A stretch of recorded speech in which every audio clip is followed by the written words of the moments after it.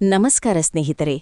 ಇವತ್ತು ನಾನು ನಿಮ್ಮ ಜೊತೆ ಮಾತನಾಡುತ್ತಿಲ್ಲ, ನಿಮ್ಮ ಒಳಗಿರುವ ನೀವು ಅಥವಾ ನಿಮ್ಮ ಆತ್ಮದ ಜೊತೆ ಮಾತನಾಡುತ್ತಿದ್ದೇನೆ.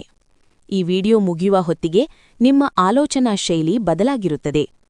ಒಂದು ಕ್ಷಣ ಯೋಚಿಸಿ, ನಮ್ಮ ಹತ್ತಿರ 86,400 ರೂಪಾಯಿ ಹಣ ಇದ್ದು ಅದರಲ್ಲಿ ಯಾರೋ 10 ರೂಪಾಯಿ ಕದ್ದರೆ ಆ 10 ರೂಪಾಯಿಗಾಗಿ ಉಳಿದ 86,390 ರೂಪಾಯಿಯನ್ನು ನಾವು ಎಸೆದು ಬಿಡುತ್ತೇವಾ? ಖಂಡಿತ ಇಲ್ಲ.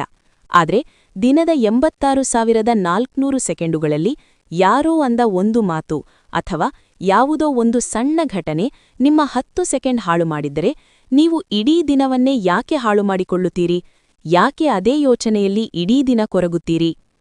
ಇವತ್ತು ನಾವು ಆಳವಾಗಿ ಚರ್ಚಿಸೋಣ. ನಾವು ನಮ್ಮ ಜೀವನವನ್ನು ನಾವೇ ಹೇಗೆ ತಿಳಿಯದೆ ಹಾಳು ಮಾಡಿಕೊಳ್ಳುತ್ತಿದ್ದೇವೆ ಮತ್ತು ಆ ಸುಳಿಯಿಂದ ಹೊರಬರುವುದು ಹೇಗೆ ಎಂದು.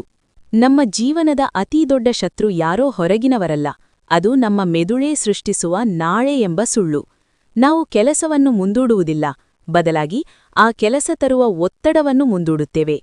ಒಂದು ಸಣ್ಣ ಕಥೆ ಕೇಳಿ. ಒಬ್ಬ ಶಿಲ್ಪಿ ಇದ್ದ. ಅವನಿಗೆ ಅದ್ಭುತವಾದ ವಿಗ್ರಹ ಕೆತ್ತುವ ಕನಸಿತ್ತು. ಪ್ರತಿದಿನ ಬೆಳಿಗ್ಗೆ ಎದ್ದು ಇವತ್ತು ಕೆತ್ತೋಣ ಅಂದುಕೊಳ್ಳುತ್ತಿದ್ದ. ಆದ್ರೆ ಮನಸ್ಸು ಹೇಳುತ್ತಿತ್ತು, ಇವತ್ತು ಬೇಡ, ಕೈ ನೋಯುತ್ತಿದೆ, ನಾಳೆ ಶುರು ಮಾಡೋಣ. ಹೀಗೆ ದಿನಗಳು ಉರುಳಿದವು, ವರ್ಷಗಳು ಕಳೆದವು. ಆ ಕಲ್ಲು ವಿಗ್ರಹವಾಗಲೇ ಇಲ್ಲ. ಕೊನೆಗೆ ಆ ಕಲ್ಲನ್ನು ದೇವಸ್ಥಾನದ ಮೆಟ್ಟಿಲು ಮಾಡಲು ಬಳಸಿದರು. ನೆನಪಿಡಿ, ನೀವು ನಿಮ್ಮನ್ನು ಕಷ್ಟಕ್ಕೆ ಒದ್ದದಿದ್ದರೆ ಜಗತ್ತು ನಿಮ್ಮನ್ನು ಮೆಟ್ಟಿಲಾಗಿ ಬಳಸಿಕೊಳ್ಳುತ್ತದೆ. ನಾಳೆ ಎನ್ನುವುದ ಸ್ಮಶಾನಕ್ಕೆ ಹೋಗುವ ದಾರಿ. ನಿಮ್ಮ ಯಶಸ್ಸು ಇರುವುದು ಇವತ್ತು ಎಂಬ ಸಂಕಲ್ಪದಲ್ಲಿ ಮಾತ್ರ. ಇವತ್ತು ನಾವು ನಮ್ಮ ನೈಜ ಜೀವನವನ್ನು ಬೇರೆಯವರ ಫಿಲ್ಟರ್ ಮಾಡಿದ ಜೀವನದ ಜೊತೆ ಹೋಲಿಕೆ ಮಾಡುತ್ತಿದ್ದೇವೆ. ಇನ್ಸ್ಟಾಗ್ರಾಮ್ ಅಥವಾ ಫೇಸ್ಬುಕ್ನಲ್ಲಿ ಯಾರೋ ಪ್ರವಾಸ ಹೋದ ಫೋಟೋ ನೋಡಿ ನನ್ನ ಬದುಕು ಇಷ್ಟೇನಾ ಎಂದು ಕೊರಗುತ್ತೇವೆ. ಇದು ಎಷ್ಟು ದೊಡ್ಡ ತಪ್ಪು ಗೊತ್ತಾ? ನೀವು ಬೇರೆಯವರ ಹಂತ 10 ನಿಮ್ಮ ಹಂತ 1 ಜೊತೆ ಹೋಲಿಸುತ್ತಿದ್ದೀರು. ಮೀನು ಹಕ್ಕಿಯಂತೆ ಹಾರಲು ಪ್ರಯತ್ನಿಸಿದರೆ ಇಡೀ ಜೀವನ ತಾನು ದಡ್ಡ ಎಂದುಕೊಂಡೇ ಸಾಯುತ್ತದೆ. ಸೋಷಿಯಲ್ ಮೀಡಿಯಾದಲ್ಲಿ ಕಾಣುವ ಸುಖ ಅಸಲಿಯಲ್ಲ, ಅದು ಕೇವಲ ಪ್ರದರ್ಶನ. ನಿಮ್ಮ ಸ್ಪರ್ಧೆ ನಿನ್ನೆಯೇ ನಿಮ್ಮ ಜೊತೆ ಇರಲಿ. ದಿನಕ್ಕೆ ಕೇವಲ 1% ಅಥವಾ 1% ಉತ್ತಮವಾಗಲು ಪ್ರಯತ್ನಿಸಿ. 1 ವರ್ಷದ ನಂತರ ನೀವು 37 ಪಟ್ಟು ಬಲಿಷ್ಠರಾಗಿರುತ್ತೀರಿ. ಇದನ್ನು ಕಂಪೌಂಡಿಂಗ್ ಎಫೆಕ್ಟ್ ಎನ್ನುತ್ತಾರೆ. ಯಾರೋ ನಮ್ಮನ್ನು ಮೆಚ್ಚುತ್ತಾರೆ ಎಂಬ ಕಾರಣಕ್ಕೆ ನಮಗೆ ಇಷ್ಟವಿಲ್ಲದ ಕೆಲಸ ಮಾಡುವುದು ಅತೀ ದೊಡ್ಡ ಪಾಪ. ಎಲ್ಲರನ್ನೂ ಖುಷಿಪಡಿಸಲು ಹೋದರೆ ನೀವು ಯಾರಿಗೂ ಮುಖ್ಯವಾಗುವುದಿಲ್ಲ. ನೋ ಎಂದು ಹೇಳುವುದನ್ನು ಕಲಿಯಿರಿ. ನಿಮ್ಮ ಸಮಯಕ್ಕೆ ಬೆಲೆ ಕೊಡದವರಿಗೆ ನಿಮ್ಮ ಜೀವನದಲ್ಲಿ ಸ್ಥಾನ ಕೊಡಬೇಡಿ. ನಿಮ್ಮ ದಾರಿ ನಿಮಗೆ ಸ್ಪಷ್ಟವಾಗಿರಲಿ.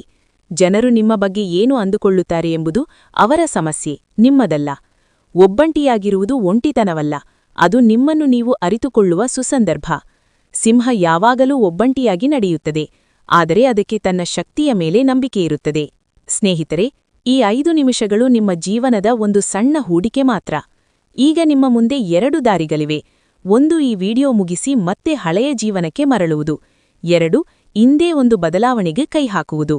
ನಿಮ್ಮ ಜೀವನದಲ್ಲಿ ನೀವು ಇಂದೇ ಬಿಡಬೇಕೆಂದಿರುವ ಒಂದು ಕೆಟ್ಟ ಅಭ್ಯಾಸವನ್ನು ಅಥವಾ ಇಂದೇ ಶುರು ಮಾಡಬೇಕೆಂದಿರುವ ಒಂದು ಒಳ್ಳೆಯ ಕೆಲಸವನ್ನು ಕೆಳಗಿನ ಕಾಮೆಂಟ್ ಬಾಕ್ಸ್ನಲ್ಲಿ ಬರೆಯಿರಿ. ಆ ಒಂದು ಕಾಮೆಂಟ್ ನಿಮ್ಮ ಬದಲಾವಣೆಯ ಮೊದಲ ಹೆಜ್ಜೆಯಾಗಲಿ. ನೆನಪಿಡಿ, ನೀವು ಹುಟ್ಟುವಾಗ ಬಡವರಾಗಿ ಹುಟ್ಟಿರಬಹುದು, ಆದರೆ ಸಾಯುವಾಗಲೂ ಬಡವರಾಗಿ ಸತ್ತರೆ ಅದು ನಿಮ್ಮದೇ ತಪ್ಪು. ಎದ್ದೇಳಿ, ನಿಮ್ಮ ಮನಸ್ಸಿನ ಧ್ವನಿಯನ್ನು ಆಲಿಸಿ. ಧನ್ಯವಾದಗಳು.